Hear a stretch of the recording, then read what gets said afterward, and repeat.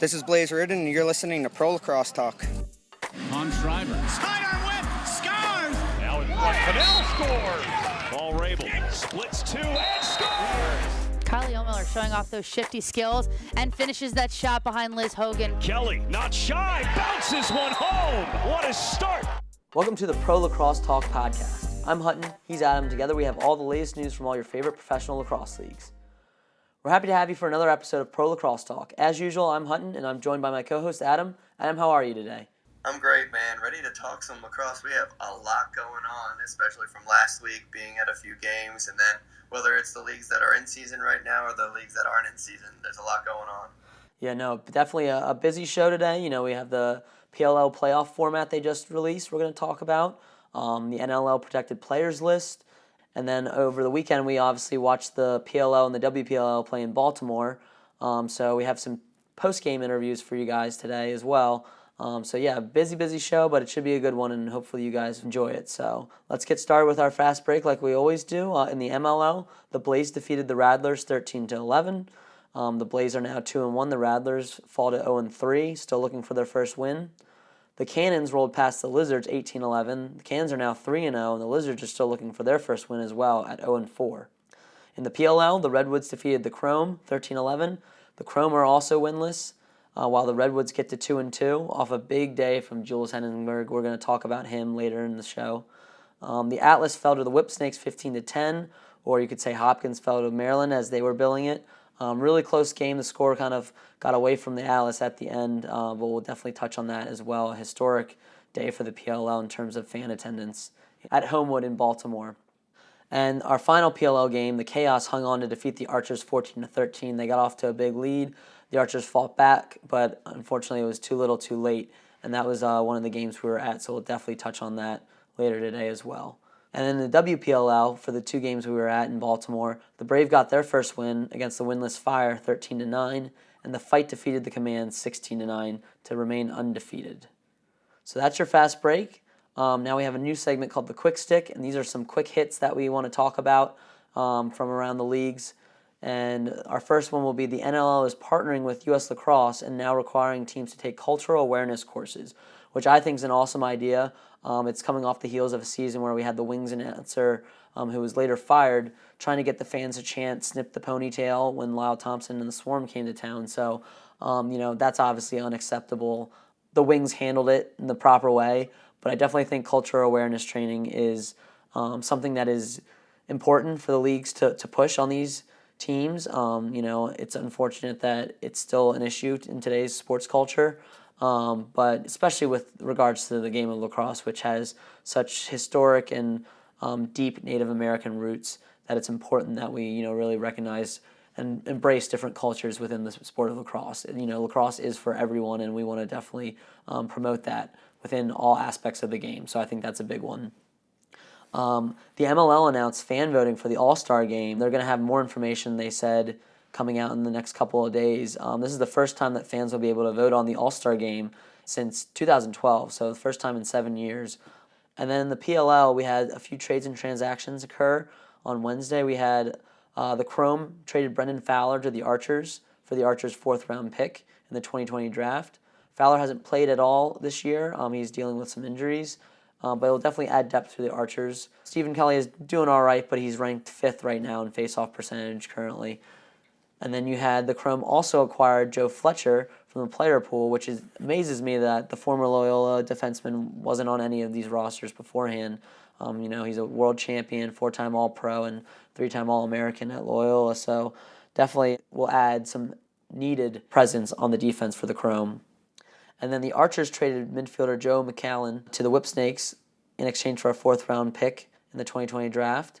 They also grabbed Michael Simon from the Atlas restricted roster and added him to their travel roster. The Chaos have claimed Mike Bocklett from the player pool and sent James Barclay down to the player pool. So Bocklett will be joining an already crowded attack, but we'll see if he'll get some time in the coming weeks. Now we're going to discuss the PLL playoff format that just came out. And we talked about this earlier, Adam, how we were looking at the schedule and we were kind of confused why there's 3 weekends of playoffs for a league that only has 6 teams. Yep, absolutely. So it's pretty exciting, absolutely innovative. Haven't seen this type of style of playoffs before in professional athletics. But what will happen week 1 is the number 1 and 2 seeds in the PLL after the regular season will play for a chance to directly go straight to the PLL championship in Philadelphia. After that, the 3 and 4 seeds will play one another. The winner of that game will face the loser of game 1 to go to championship weekend in Philadelphia. The loser of the number 3 and 4 seed will actually go into a different bracket, which will be teams vying for the first pick in the 2020 PLL draft.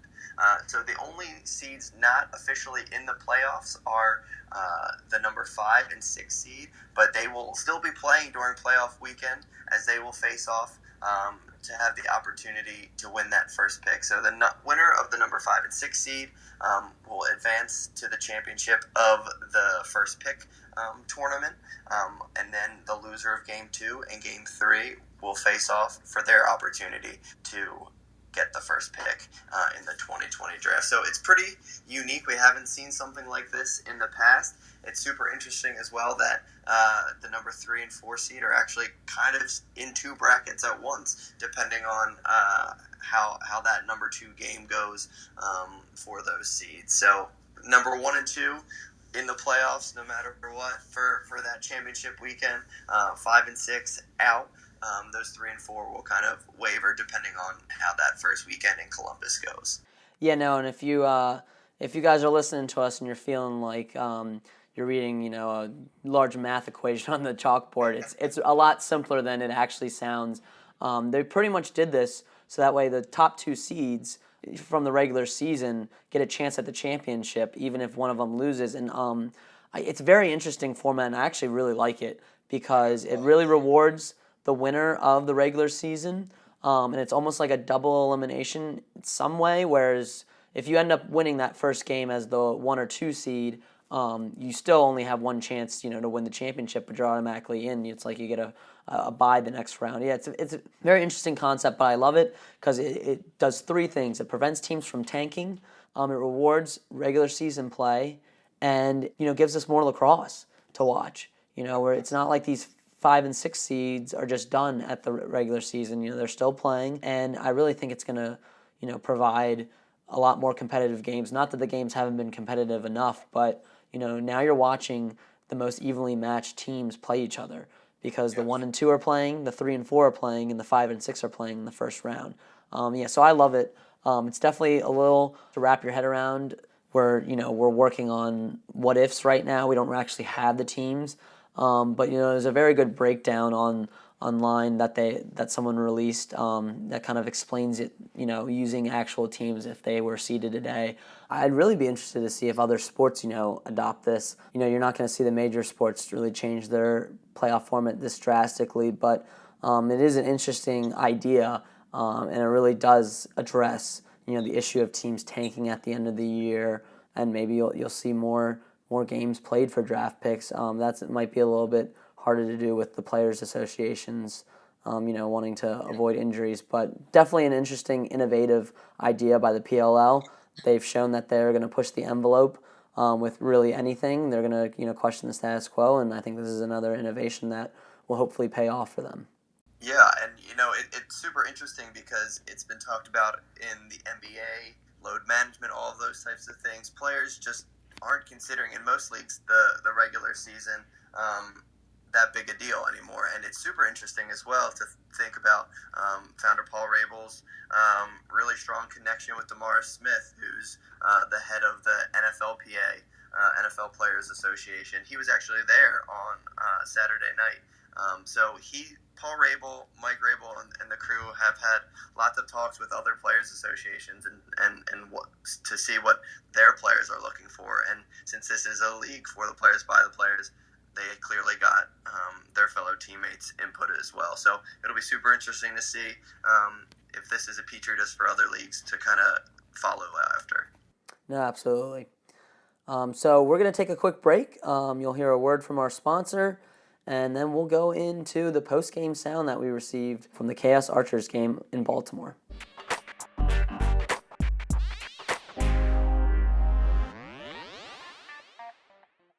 All right, so welcome back to Pro Lacrosse Talk.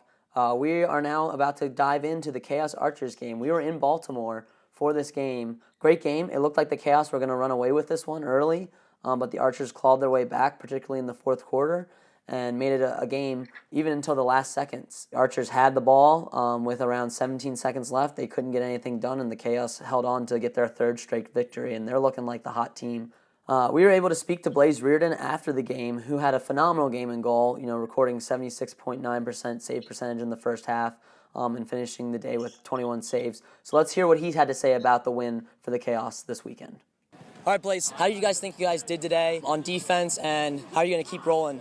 Yeah, it's a good Archers team we played against. I think we played good for about 40 minutes. The 8 minutes that we let down, you could see that they put a couple in, but overall just a great team win.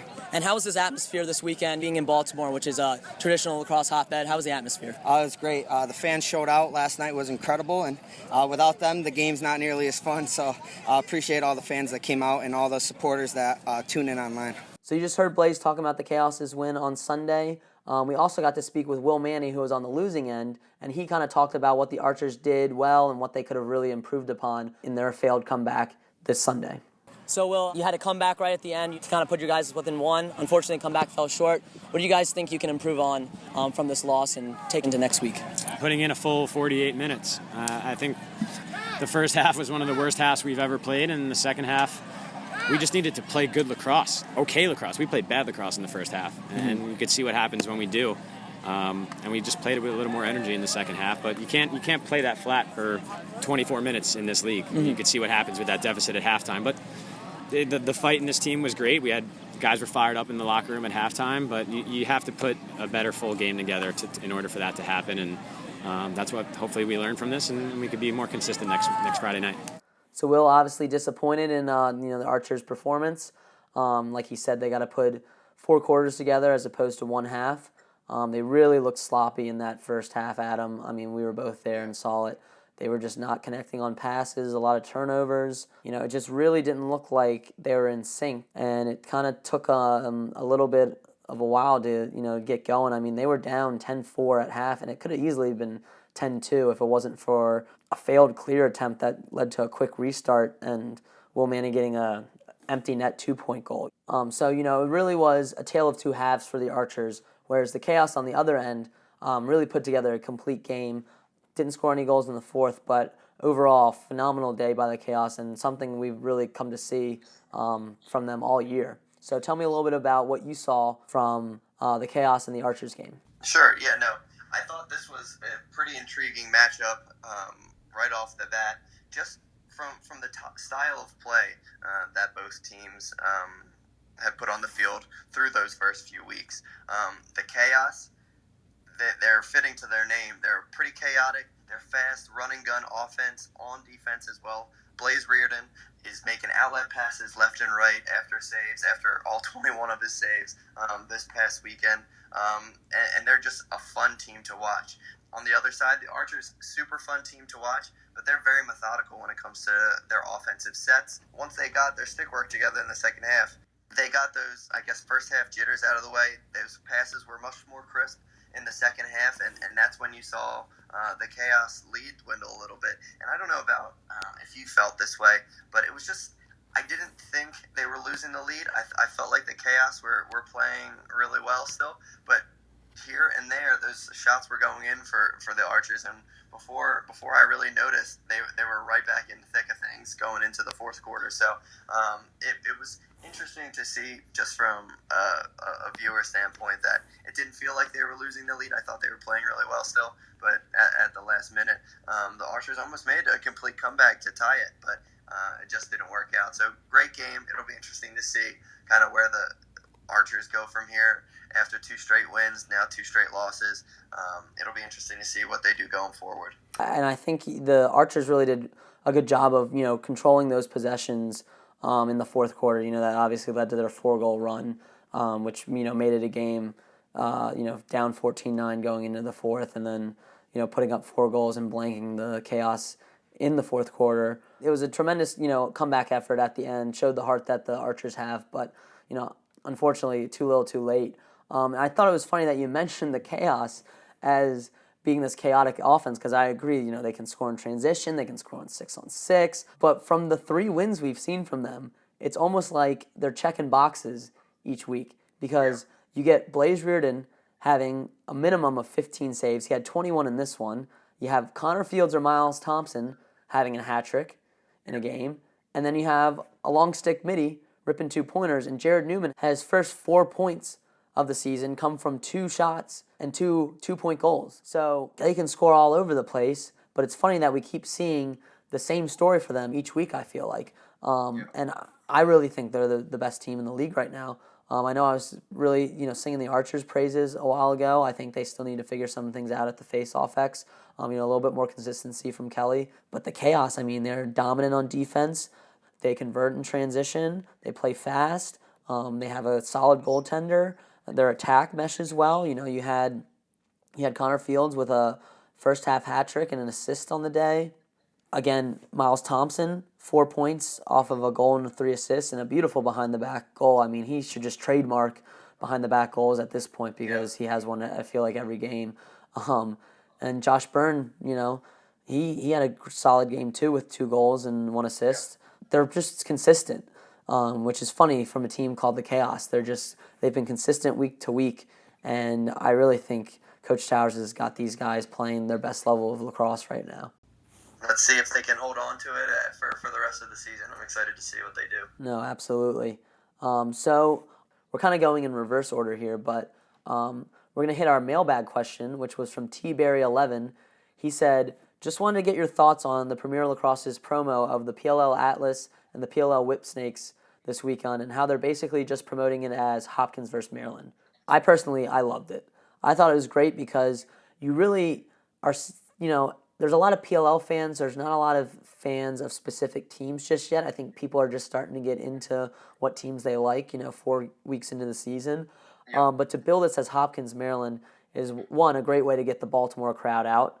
And 2 is just to, make a storyline. Like, sports are about stories. We don't talk about that enough, but I think they did a phenomenal job of promoting it as a Hopkins versus Maryland. They wore their old jerseys to the game, and obviously these teams are very Hopkins and Maryland heavy, and they wear their colors as well, with Atlas wearing the Carolina blue and the Maryland wearing the red. So, yeah, I loved it. I thought it was great for the atmosphere, and, they had their biggest attendance of a game yet. They sold out at Homewood, over 8,000 in attendance, and we had 16,700 on the whole weekend as a whole. So really great weekend. That's what we expected from Baltimore, but it was nice to see, a really great game. If you want to talk a little bit about that, Adam. Sure. Yeah, this was a great game from the get-go. You had arguably a battle of the best 2 goalies in the league so far in Jack Kincannon and Kyle Bernlohr. You had the battle of the Terps and Jays, like you said, Matt Rambo and Paul Rabel, 2 studs on both of their former collegiate squads, came out to play in this one. And you know what? It was super interesting to see Ben Reeves kind of come out of his shell a little bit and be a great facilitator. Now that Jules Hennenberg may not be on the field, obviously isn't on the field for them anymore. He came up big for them. Mike Chanenchuk. Pretty much all of the Terps came out to play in this big one as well. But someone you talked about, that Carolina blue, Cloutier for the Atlas came out to play as well. But this obviously close match between the first 3 quarters, but then when it came down to the fourth, Whipsnakes were able to put in more goals in the fourth quarter than they had in the first 3, scoring 9. So it was a big one for the Whips to stay undefeated. We'll see where the Atlas turn from here. Yeah, no, absolutely. And it really looked like the Atlas were going to pull out and win too at the end. They were up by 2 in the fourth quarter, and then the Whipsnakes just went on a tear. I got to talk about the Matt Rambo goal from behind GLE. And this one goes out to every kid that shot behind GLE and had their coach yell at him. Because now, Dr. Matt Rambo, who has a PhD in behind GLE, has proved that you can score from behind GLE. So I just love that shot. I still don't know how the physics work, I'm not a scientist. Apparently, Matt Rambo is, in addition to being a Chef Rambo. So a phenomenal goal by him, and he had a phenomenal day. He really had that offense firing in all cylinders. And again, good production from that attack group. Drenner had 3 goals and an assist, and like you talked about, Reeves with his 3 assists and a goal. Overall, a really solid win by the Whipsnakes again. And tip your hats to Atlas for playing really 3.5 quarters. It was just that last fourth quarter that just really did them in. But you still had, their top performers come out and play, with Paul Rabel having 2 goals and 2 assists in his Hopkins homecoming. So I saw improvement from the Atlas. I think they're getting better as a team. I would say this is a moral victory for them. Obviously, they wanted the W, and they wanted to get to 2-2, and now they're sitting at 1-3. But I think it's still, they're on the incline, whereas 2 weeks ago they looked like arguably the worst team in the league. So we'll see how they continue to improve on this as they go forward. So you mentioned a former Whipsnakes player who is also undefeated, but no longer on the Whipsnakes, Jules Henningberg. He had a huge day in his Redwoods debut. 5 goals, 3 assists, the most points for a player in a single game so far in the PLL. Tell me a little bit about this guy's performance on Saturday. Absolutely absurd. He came out to play pretty much from the get-go. This game had a lot going for it. Not only did Henningberg come out to play, but it was an offensive affair from the defensive side of the ball, too. We had 4 long pole goals. Timmy Troutner for the Redwoods had an assist in this game, which obviously as a goalie I'm always looking forward to. But this was another close battle for both squads. I can only imagine what Dom Sarge is thinking right now, considering he's lost 4 straight games and only by a combined 5 goals. But the Redwoods were able to pull this one out. Another really interesting face-off battle. Redwoods, Greg Renlian. In week 3, Greg was the first ever face-off guy not to get a violation. And then on the Chrome side, Drew Simoneau has taken every first face-off for the Chrome.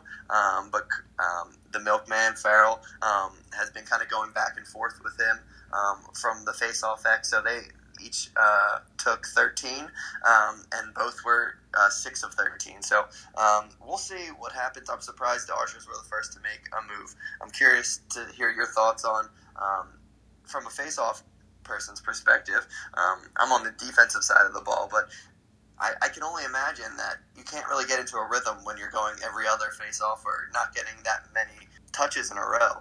I was just going to mention that. I'm glad you brought that up because that's what I was going to talk about, is how you have 2 solid face-off guys, but how can you get into any rhythm when you're alternating face-offs? And that's one of the only times you're on the field. And I just don't think, if you're sitting on the sidelines for 3 minutes plus at a time because you're not taking every other face-off, I don't know. It's got to be frustrating from a face-off specialist point of view. Sure. Maybe they're fine with it. But to me, I don't think it's smart, and honestly, I would try to mix it up a little bit. Maybe have these guys go longer, and then if they start to struggle, put the other guy in. Because they've both been doing decent, but, I don't know. I have to look at the numbers on what it is after each win that they have. But I'm always of the opinion you ride the hot hand, and right now it seems like they have 2 okay face-off guys, and they're not really doing much with either. So I don't know. It's definitely part of the Chrome's problem. Really, the Chrome have been extremely disappointing this year. The only thing probably not disappointing is Coach Starza's lawn, because he loves to mow the lawn after a loss, and so far he's had 4 opportunities to do that. But I got to ask you, Adam, are you worried about the Chrome? They're sitting at 0-4. I mean, we're not at the halfway mark of the season yet, but we're getting close, and, they got to put together a run sooner rather than later if they really want to make a run at the playoffs. And they're not going to have an easy task at hand next week against the Chaos. So, are you worried, or are you kind of whatever with this right now? I definitely think I'm getting worried about the Chrome. They've lost super close games, and they've only been outscored by a total of 5 goals. But when it comes down to it, they still lost those 4 games, and we're just seeing what's going on with their defense. They're kind of struggling to communicate on the defensive side of the ball, and even on the offensive side of the ball, they've had failed clears, offside penalties that have kind of plagued them.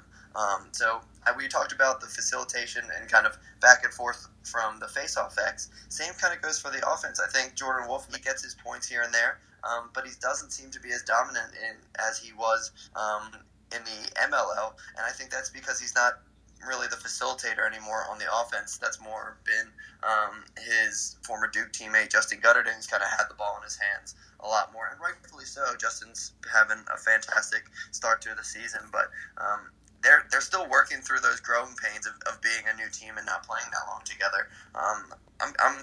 I have to say I'm a little bit worried about them going forward, despite the success they've had. It hasn't resulted in the W's, which at the end of the day is what you need. I think if you look at their team, you have a lot of guys on that team that could be the go-to guy, but right now they don't have a go-to guy. You know, Justin Gutterton, 2 goals, no assists on the day. Jordan Wolf, 1 goal, 1 assist. I mean, they need more production from those guys, you know, and I really think that might be their issue because you look at the Archers team, their go-to guy's Tom Schreiber. You know, he doesn't have any goals in the first half. He comes out, has a goal, has 2 assists on the day. You can even make the case that Marcus Holman's one of those guys too. So they have a guy. Whipsnakes, Matt Rambo, Ryan Drenner, you can even say Ben Reeves. I mean, they have those go-to guys, you know, that when they're clicking, they're clicking. Redwoods have that now in Jules Henningberg.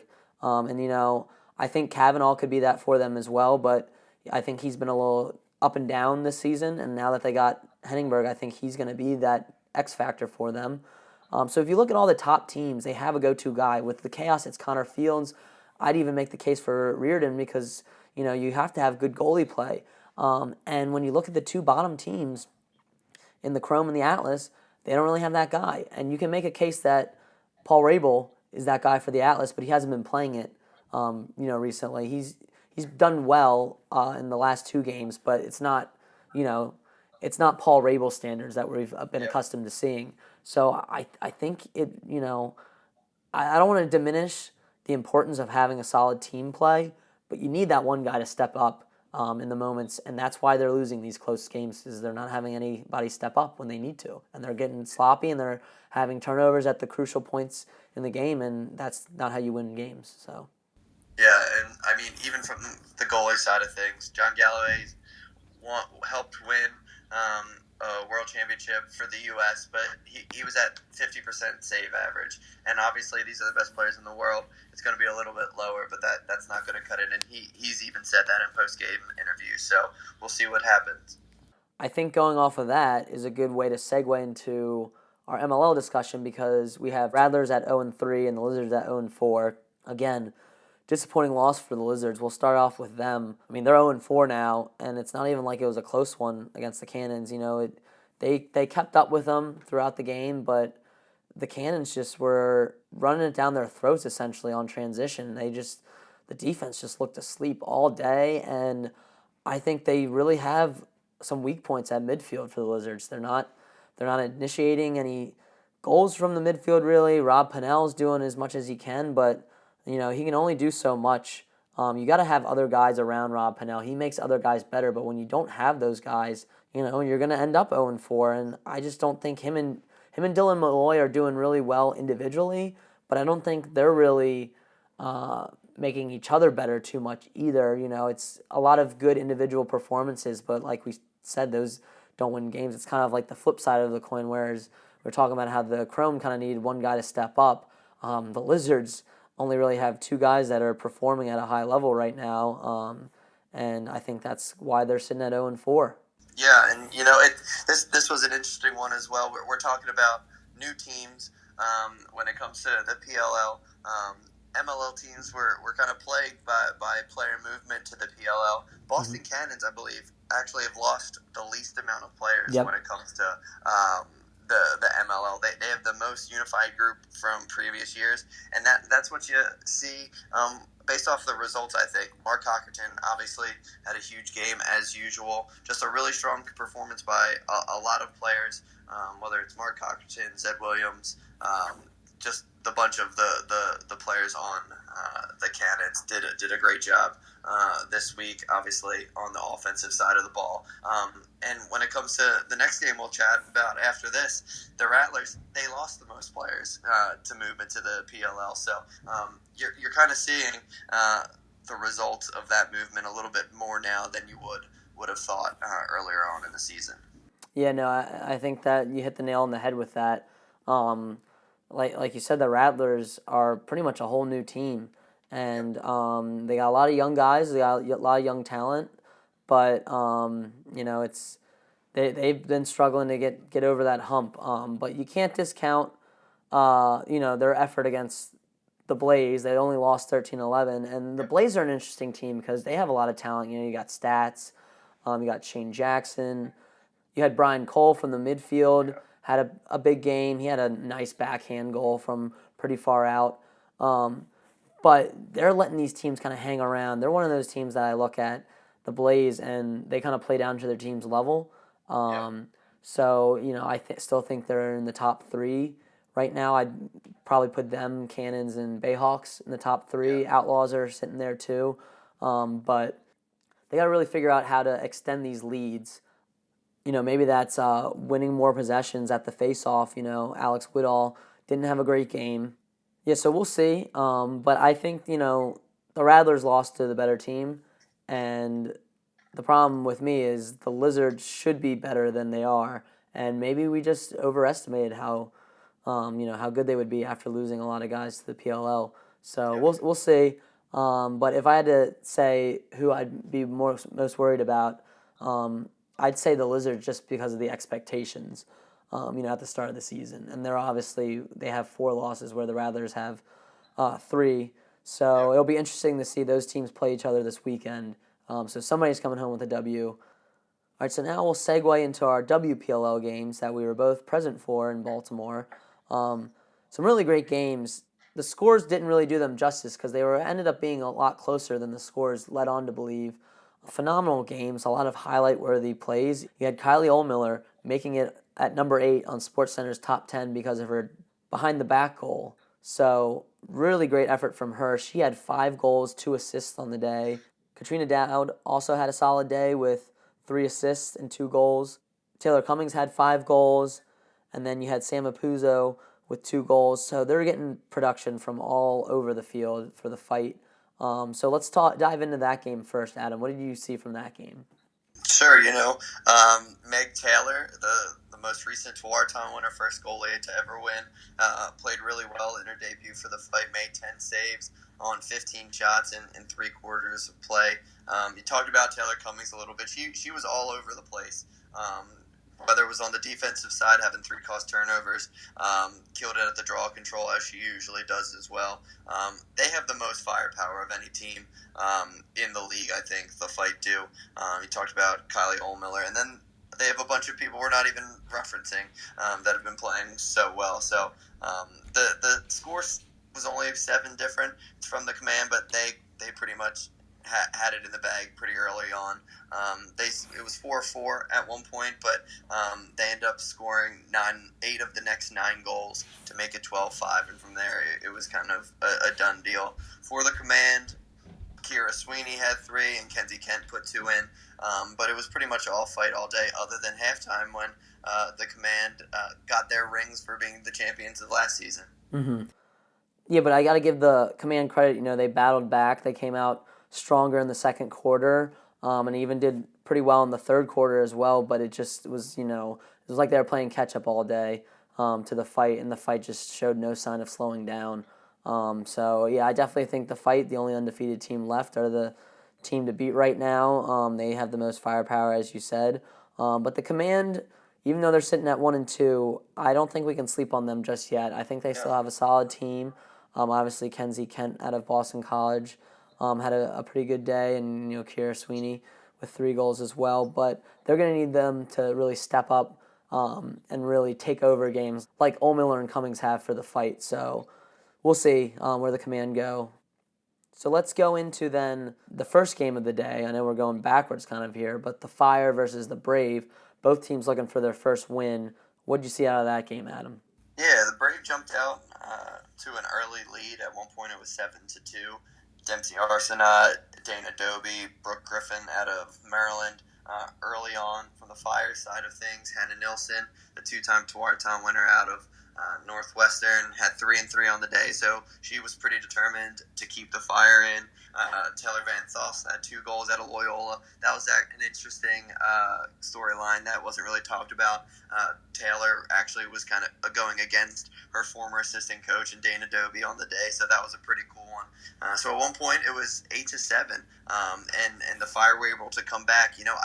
While we were watching, and I think I mentioned to you, it just felt like it was Brave all day. And then when you look up, they're only down a goal. And the Fire were able to come back, but the Brave were pretty dominant from the beginning, from the draw control X, and with Dempsey Arsenault and Mary McCool, were able to pull this one out. So I think you touched on it, that the Fire really battled to stay within this game, but it was just playing catch-up again all day. Yep. And I guess that was kind of the story of both WPLL games, is the teams that got off to the hot start were the ones that ended up winning. But I liked what I saw out of the Fire. Right now they're the only team without a win, but again, I think there's still some promise there, just based on what we saw throughout the day, from the booth. But, definitely disappointing for them going up against a Brave team, also winless, to not get their first win. So they'll definitely look to get back on track. So that ends our game recaps for this weekend. Like I said, a lot of great games. We were happy to be there in person for the Baltimore games. Really great event that the WPLL and the PLL put on. But let's talk about one league that we haven't talked about a lot on this podcast because they're in their off season, but some big news coming up for them. It's the NLL that released their protected players list right before their expansion draft next week. So the Rochester Nighthawks, the new Rochester Nighthawks, and the New York Riptide are going to be selecting for their expansion draft. So I'll talk about a couple players that I was surprised to see on the unprotected list from the Buffalo Bandits. Corey Small, he was their 3rd leading scorer, ended up with 74 points last year. He's a 10-year vet. I'm sure one of the 2 expansion teams will like his veteran presence on the field. Tyler Richards is the backup goalie for the Calgary Roughnecks, the champs this year. They're pretty set at goalie going forward. So he's a former starter in Vancouver and Washington, and I could see one of the 2 teams picking him up to be a stable presence in cage going forward for them. Someone that I don't expect to be picked, but I laughed when I saw that he was on the unprotected list, was John Grant Jr. for the Mammoth. I don't think he's going to be coming out of retirement or playing for anyone else, as in seeing that last year the Mammoth actually retired his number. So I thought that was kind of a funny one to see on the list.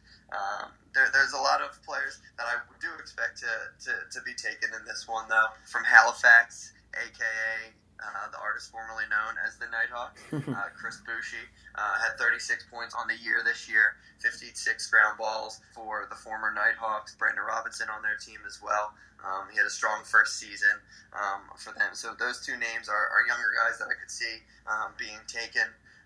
Some vets, Brett Manny is a defender who played for the Black Wolves, formerly of the Philadelphia Wings, played in all 18 games last year. He's a name to stick out or to keep note of that I could see going back to Philly, actually, in a player trade. If you saw last year, a lot of players were selected by the Wings and the Seals, and then were actually utilized as trade bait to either trade up in the draft, in the actual collegiate draft, or trade back to former teams for draft compensation or players that they weren't actually interested in. So that's just a name to keep out there. Maybe potentially a move back to Philly for him. He's from that area, and I believe still lives there. So speaking of Philly, another strong veteran, 12-year vet, Jordan Hall, had a great season with the new look Philly Wings last year, had 10 caused turnovers, 67 points, 92 ground balls. So he's someone, obviously, that a lot of teams will have interest in.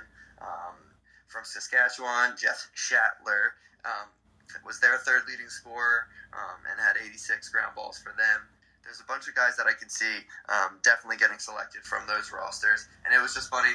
I talked about John Grant Jr. a little bit. The San Diego Seals had have a bunch of PLL guys that have played and not played. So they have Joe Walters, Garrett Epple, Marcus Holman, all unprotected. And interesting enough, kind of the 2 front guys for them when it comes to who they talked about, who they helped present the Seals in their expansion year, were the Dawson brothers and Dan and Paul, and they were unprotected. And they're trying to play chess to see if there's players they can hold off not protecting, and the likelihood of them getting picked.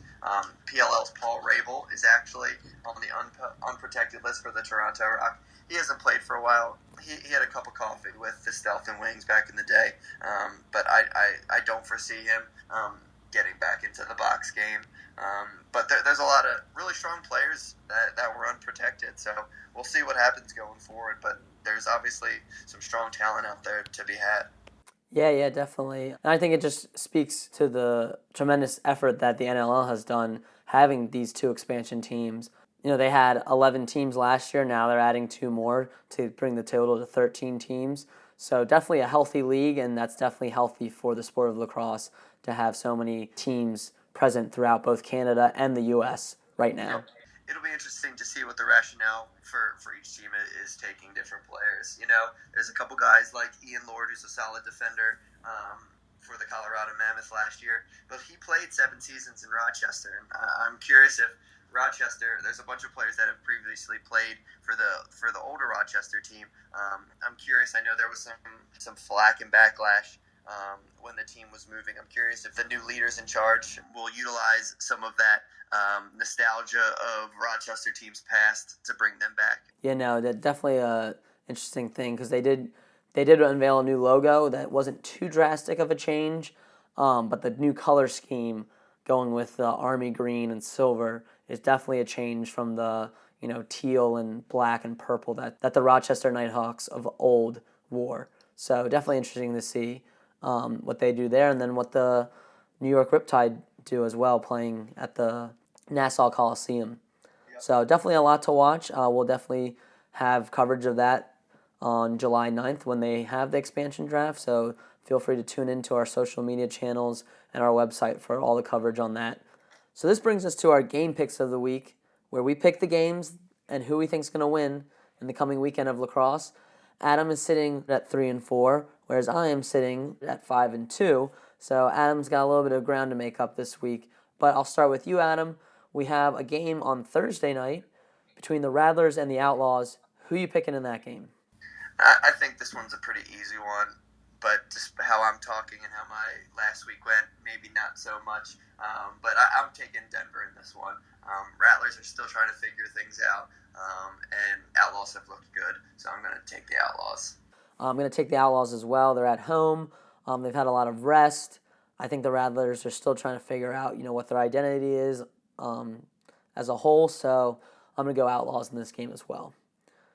So then on Saturday, we have 3 games throughout the day. They're all kind of lumped in together. We have Denver Outlaws at Cannons for our first game at 5 p.m. Who are you picking in this game? Going Boston with this one. I'm taking the fast power offense of the Cannons in this one. Yeah, I think the travel is the only thing holding me back from picking the Outlaws, just because they are playing back-to-back games, one at home in Denver on Thursday and then another on Saturday in Boston. But just have a gut feeling that they're going to come out strong against the Cannons. I think Zach Courier is going to have a big game, and same with Brendan Cavanaugh. And who knows, maybe John Grant Jr. will actually have a slightly bigger impact in the game too. He's done well when he's been in there, but he hasn't played all that much. So I'm going to go with the Outlaws in this one. And then in our second game of the day, we have the Blaze at the Bayhawks. Bayhawks are undefeated right now. They're looking to remain on top. And then you have the Blaze, who are 2-1. Who are you picking in this one? I'm taking the Bayhawks in this one. I just think their offense is firing all cylinders right now, and I don't think they're going to find the lost column just yet. Yeah, I'm going to go with Bayhawks. There's just too much talent on that offense with Steele Stanwyck and Lyle Thompson and Colin Heacock. And I just think the Bayhawks are going to come out with another win in this one. So then the battle of the winless teams will occur at 7:30 on Saturday, and that will be the Rattlers at the New York Lizards. Who do you think is going to get their first W of the year? Yeah, I think that this one, if you look at the rosters, if you didn't see the win columns and loss columns, you take the Lizards 10 out of 10 times just based off of the players that they have. So I'm going to have to take the Lizards in this one. I know that might not be the smart pick, but I got to take them even with their offense not really clicking too much, it really being Pinnell and everyone else. They have Rob Pinnell, and the Rattlers don't, and I'm going to take them. Yeah, I think I'm going to go with the Blizzards as well. You got Pinnell and Malloy both on that squad, and even Kevin Crowley as well, who's been kind of quiet since coming to New York, but maybe he'll have a bigger game. I don't think we'll find out how good these two teams are by playing each other, but I think we might find out how bad one of them really is. So there's definitely a game to watch. So that concludes the MLL. There are no WPLL games, so we'll go to the PLL. That will be in Atlanta this weekend. And we actually have a Friday night game at 8 p.m. between the Atlas and the Archers. Who are you picking in this one? I'm going Archers, getting back into the win column. Based off of our interview with Will, they're pretty set on avenging those last 2 weeks. I'm taking the Archers this one, get back in the win column, and the Atlas, unfortunately, fall deeper in the standings. Yeah, I don't see the Marcus Holman and Tom Schreiber squad of the Archers really losing 3 straight. So I'm going to also go with the Archers in this one. I think it will be close. I think the Atlas are getting better, but in the end, I think the Archers come out with the win. And now for our doubleheader on Saturday, we have the Chaos versus the Chrome. Who do you think is going to come on top on this one, Adam? I'm behind in the standings when it comes to our bet about wins and losses. I'm going a little bit different. I'm going the Chrome, shaking things up, making it chaotic against the Chaos, and them getting their first win of the year. I think you're a fool for doing that. I think we're going to see Coach Starza mow the lawn a little bit more. No, not that I don't think the Chrome have a chance in this game, but the Chaos they're too good right now. Like I said, I think they're the best team in the league. They're rolling right now, and they don't show any signs of slowing down anytime soon. So I'm picking Chaos. And for our final game of the week, we have the Redwoods at the Whipsnakes. Are the Whipsnakes going undefeated still, or are we going to see Jules getting some revenge against his former team? I say down goes Frazier. Whipsnakes finally get one in the loss column. Still stay in first place based off of my last prediction.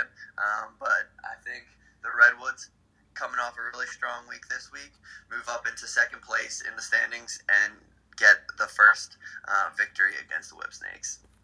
I'm going Whipsnakes. I like the Redwoods. I like what I saw out of them, but Coach Stagnita gets these boys to play and come out on top. It's going to be a close one. I think this might be the best game of the weekend, honestly, given that these teams are so closely matched. They get a lot of production out of their LSMs. Their attack has been real solid. It's going to definitely be an interesting game, but I got to go with the Whipsnakes. I think they're going to stay 5-0.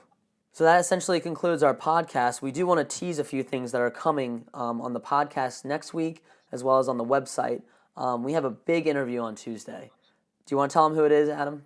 I'm so excited that we'll have U.S. player, current member of the WPLL fight, Kylie Ohlmiller, on the pod to talk about Season 2 in the WPLL and all of her off-field efforts to grow the women's game. Yeah, no, obviously playing at a high level, just was on SportsCenter's top 10. Great guest to be our first guest of this podcast, so we're really excited to have Kylie on and really appreciative of her agreeing to come on our podcast next week. We like to say, Adam, we're really the only ones talking about the WPLL. So other podcasts out there, shots fired, If you're going to talk about professional lacrosse, you need to start talking about the WPLL.